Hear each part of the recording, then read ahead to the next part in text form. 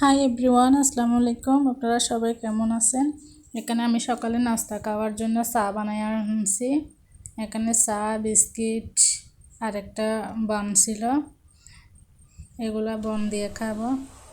চাটাকে আমি দুপুরের জন্য রান্না করার জন্য আলু সিদ্ধ করতে দিয়েছিলাম। আলু আর ডিম, আলুর ডাল রান্না করব।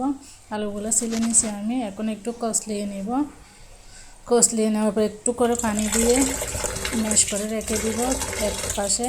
এখন আমি মরিচ, পেঁয়াজ এগুলো একটু কুটে নিব। একটা ম্যাশ হয়ে গেছে, এক পাশে রেখে দিচ্ছি। এখানে কাঁচামরিচ, পেঁয়াজ, রসুন, এখানে ধনিয়া পাতাও নিয়ে নিয়েছি। এখানে ডিমও আমি ছিলে রাখছি। এখন তাড়াহুড়া করতেছি একটুখানি। এখানে মরিচগুলো আমি কষাইয়ে নিয়েছি মশলাটা। এখানে মশলা কষানো দেখানোর কিছু নাই। এখানে আমি আস্তে আস্তে করে ম্যাশ করা আলুগুলো ঢেলে দিব। এখানে কালারটা একটু লাল লাল আসতেছে, এটা হচ্ছে হলুদ কালার আসবে।